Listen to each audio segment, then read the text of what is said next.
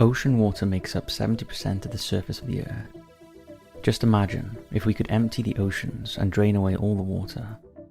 If we ignore the fact that our world is going to end up just like the planet Venus, with scorching temperatures and unbreathable air.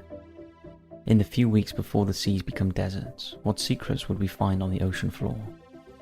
Ancient sunken cities, the remnants of battles fought at sea, or even pirate treasures are just a few of the things we would find if we could drain the oceans. Sunken slave ships. Britain was the biggest trafficker of Africans for over 400 years. Its great wealth was fueled by the transatlantic slave trade. It's hard to imagine the journey made by those 12 million poor souls captured during the shameful periods of time. First, men, women and children would be snatched or sold from their native villages and then taken and held at barracoons along the West African coast. Many died in these internment camps even before the boats arrived. But those who lived had to suffer the horror of life on a slave ship as they were transported away from their homes and their loved ones. Sadly, many of these ships were lost to the sea before the captives had even sighted the coasts of North and South America and the Caribbean. The floor of the Atlantic has been described as a graveyard and a crime scene because more than 2 million of those people trafficked died en route. Conditions on board the ship were horrific. The owners wanted to cram in as many enslaved as possible to maximize space and make each trip as profitable as possible. The people were kept naked, shackled together, with hardly any room to move. They were underfed and treated with violence and cruelty. Now that the water is gone, the Clotilda would be just one of many slave ships found sitting on what was once the ocean floor in the Gulf of Mexico. In 1859, the Clotilda had illegally travelled from Benin in Africa to Mobile, Alabama. Timothy Meagher, a wealthy shipyard owner, had made a bet that he could smuggle slaves into the US, despite the fact that their importation had been illegal since 1807. The Clotilda had 110 enslaved people on board who were taken ashore and given away to the financial backers of the venture. Timothy then set the Clotilda on fire and sank her to hide any evidence and avoid any punishment. She was known as the last slave ship. Yet another sunken slave ship that would now be exposed in the Gulf of Mexico would be the Guerrero. It was wrecked in 1827 and was carrying 561 Africans. By this time, international slavery had been banned in Britain for 20 years, in the US for 19, and in Spain for 7. Nevertheless, the Spanish laws were generally ignored, and the Cuban colonists welcomed regular deliveries of slaves for enforced work on their sugar plantations. The British had patrols to capture slavery vessels on the African coast and around the Cuban capital of Havana. The warship HMS Nimble spotted the Guerrero and gave chase. The sea battle commenced and the Guerrero collided with coral from the Florida Reef, tearing her hull open. The boat began to sink, killing 41 of the 561 slaves. The Nimble was also in trouble and stranded on the reef. Other ships sailed to help the stricken vessel, but they were hijacked by the surviving Spaniards who sailed away in their stolen ships, taking the Africans to Cuba anyway.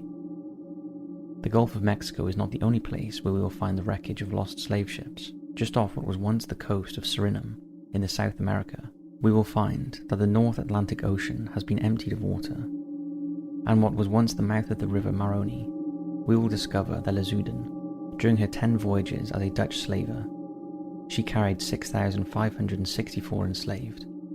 1,639 did not even survive the journey. In 1738 she was caught in a storm and slowly capsized. The captain ordered that his crew should nail the hold shut. Almost 700 men, women and children were either drowned or suffocated.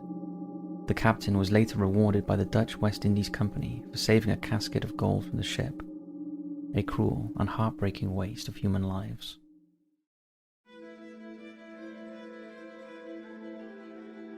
Pirate treasure.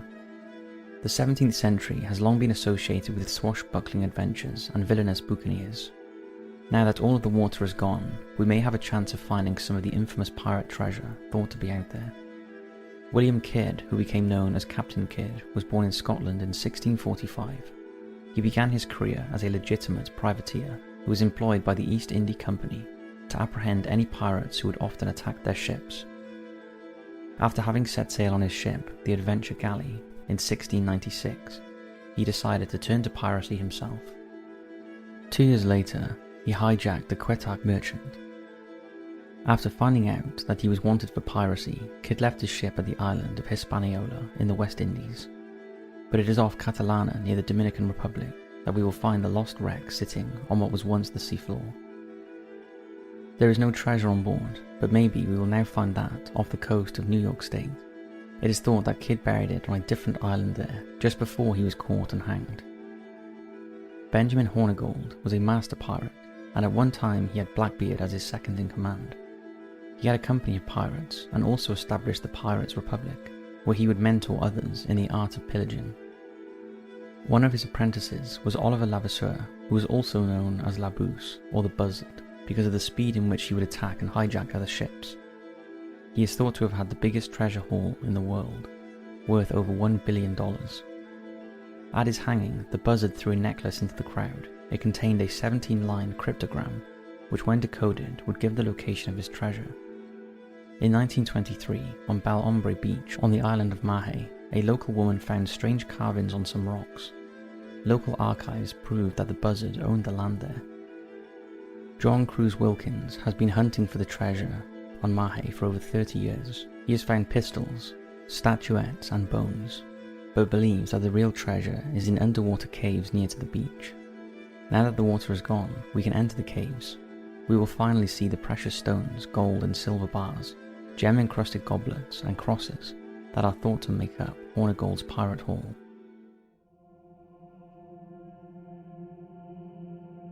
Lost treasures of the Mediterranean. Surrounded by southern Europe to the north and North Africa to the south, the Mediterranean Ocean once covered an area of 970,000 square miles. Now the body of water that played a major part in the history of Western civilization has gone. It was once home to the ancient empires of the Romans, Greeks and Egyptians.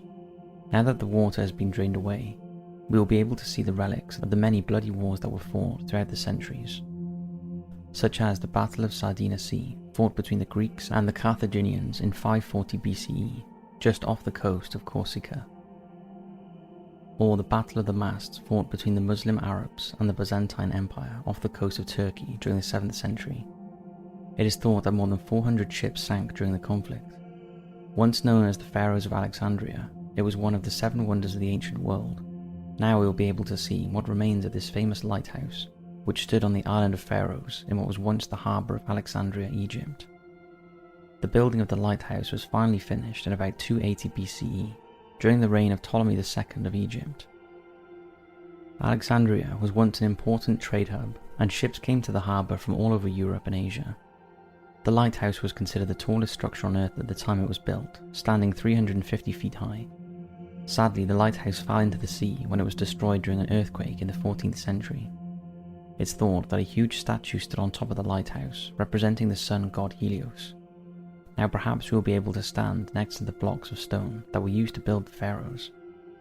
About 20 miles north of what remains of the lighthouse, we will find Aboukir Bay. Here, in 1798, the British Royal Navy, led by Rear Admiral Horatio Nelson, fought the Battle of the Nile during the French Revolutionary Wars. The naval operation had been raging across the Mediterranean for 3 months, ending here with the defeat of Napoleon's fleet.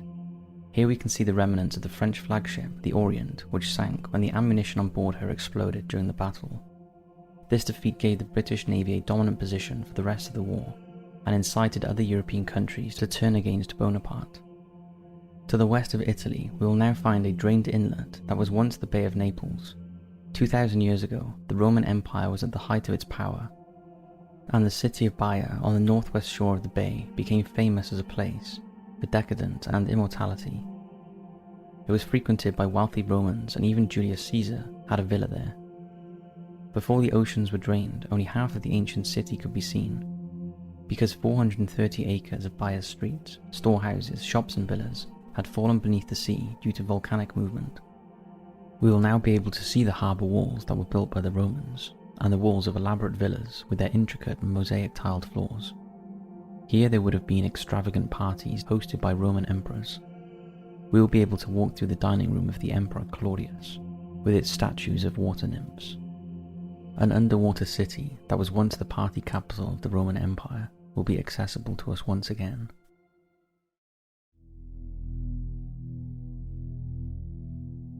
the North. King John the Bad reigned over England in the 13th century. Although he was known for the founding of Magna Carta, an early Bill of Rights, he was an exceptionally cruel man and used starvation as a form of punishment. At one time he starved 12 knights to death at Corfe Castle. He plotted against his own brother Richard the Lionheart and arranged the murder of his own nephew, all in order to seize the throne, which in 1216 he was fighting against the French to retain. John contradicted dysentery and was crossing an area known as the Wash so that he could get back to Newark Castle. The Wash was a bay on the east coast of England. When the seas were full of water, the Wash could be crossed at low tide, but it was known to be treacherous because of hidden whirlpools and quicksand. King John's baggage train consisted of carts stuffed full of his crown jewels and money. The tide rushes in quickly, and the carts were lost. The soldiers drowned. John was lucky to escape with his life, and died from his illnesses a week later. Perhaps we can now find the carts full of goblets, swords, jewellery and coins in the dried up bay. The haul is estimated to be worth over £50 million. Viking warriors once struck terror all across Europe. These Scandinavian explorers built extraordinary sailing boats known as longships, and used them to raid and conquer other lands. But they also had a huge trading network that reached from North America to the rivers of Asia. Their ships were way ahead of their time. They were designed to cut through the water with precision. On rare occasions, a ship would be used for the burial of a dead king or a great warrior and would be set adrift at sea. How many of these Viking longships will we now find on the drained floors of the oceans and rivers across 3 continents? During the reign of the Protestant Queen Elizabeth I in 1588, the Spanish Armada was a fleet of ships sent by the Catholic Philip II to invade England. After being defeated in the English Channel, the Armada retreated north in an attempt to flee around the top of the coast of Scotland. It was here that they hit storms, especially off the north and west coast of Ireland. There, 28 of the 130 Spanish Navy ships that set out from Spain were wrecked. We already know the site of the Girona at Lacada Point near the Giant's Causeway in Northern Ireland. She hit the jagged rocks there and went down, losing almost 1,300 men. We will now be able to get down to the seabed and see the Girona as well as the Santa Maria de la Rosa off County Kerry and La Trinidad Valenciera off County Donegal. Some of the treasures already found by divers at the wreck sites included gold and silver coins, as well as collections of gold jewellery, siege guns and textiles. Now we will be able to access the other 25 Armada shipwrecks and see what treasures they have to reveal. One of the most famous treasure hunts in the world has been going on for hundreds of years. It began on Oak Island, Nova Scotia, Canada in 1795. Daniel McGuinness was only a teenager when he discovered a man-made shaft that is 100 feet deep. It has become known as the Money Pit. 6 men have lost their lives over the years while searching for the treasure of Oak Island, which is believed to be cursed. Every time the hunters get close to discovering their riches, the pit floods with water, because the nearby beach cove is not even a real beach, but a huge filtering and drainage system. Whoever had buried the treasure had wanted to keep the pit flooded and keep any looters out. Now the water of the North Atlantic is gone, and there is no need to keep bailing and pumping out the water. We will finally find what lies at the bottom of the pit. Hunters have found tantalizing clues over the years, such as a large stone with strange markings found in 1803. More recently, it was deciphered as saying 40 feet below £2 million are buried. Many myths have grown around the pit over the years, and could it hold the missing jewellery of the doomed Queen Mary Antoinette? Our friend Captain Kidd is rumoured to have stashed some treasure there. It's even claimed that the Francis Bacon hid documents there that prove he was actually the author of Shakespeare's plays. Maybe it's just an elaborate hoax, and we will find nothing there. But if all the ocean in the world was drained away, at least now we'd finally be able to know. Sunken cities. Just off the coast of Alexandria, we can walk around what was once the kingdom of Cleopatra. She belonged to the Ptolemaic dynasty and was the last pharaoh of the world's longest living society. The city of Heraklion probably ended up under the Mediterranean Sea because of earthquakes and tidal waves. We can walk among the foundations of Cleopatra's palace and admire statues of the goddess Isis and the Sphinx. Off the state of Guratat in India, And to the north of the city of Mumbai is what was once the Arabian Sea. Here in the Gulf of Kambat is another city. This one is 5 miles long and 2 miles wide. Incredibly, it is thought to have been built 9,500 years ago. Perhaps we can now prove that the lost city of Dwaraka, the Golden City, is real and not just a myth. If the city really is as old as archaeologists think, then the whole belief surrounding the origins of civilization will have to be reassessed. Back now to the Mediterranean, where we will find the city of Palovo-Petri, just off the coast of southern Greece. The city was once a busy port for both the Mycenaean and Minoan civilizations. Sadly, the original name of the city has been lost over the years. Maybe we will find some form of inscription somewhere as we walk around the ruins that will help us to find the city's forgotten name. We can walk along the roads, explore the streets, buildings and temples. We can explore the Bronze Age stone coffins in the cemetery and the complex system of water pipes and channels that the people of the city used. We can even walk into the large plaza that stands at the center of the city and imagine what life was like 5,000 years ago. And finally, we can revisit the Caribbean Sea to walk through the ruins of what was once referred to as the wickedest city on earth, Port Royal. At the height of its notoriety, Port Royal was an exciting place and a hub for traders of expensive goods from all over the world. It was a place that attracted merchants, artisans, and of course pirates, who all contributed towards the economy and vibrancy of the city. 33 acres of Port Royal were submerged after an earthquake in 1692, and some of the buildings even remained intact. So if all the ocean was drained, we can walk along the Lime Street in the commercial centre where it intersects with Queen Street and High Street. We could wander through the buildings there and see their whitewashed walls and herringbone patterned brick floors. Buildings where the citizens overindulged with alcohol and food, where they visited the casinos and brothels before the quake caused them to slide into the sea. Up until now, only 1% of the ocean floor has been surveyed, so who knows what other secrets we will find laying on the floor of what has been described as the biggest museum of the world. So that's just a handful of the many things we would find if we could somehow drain the world's oceans. Thanks for watching, and as always, we'll see you in the next video.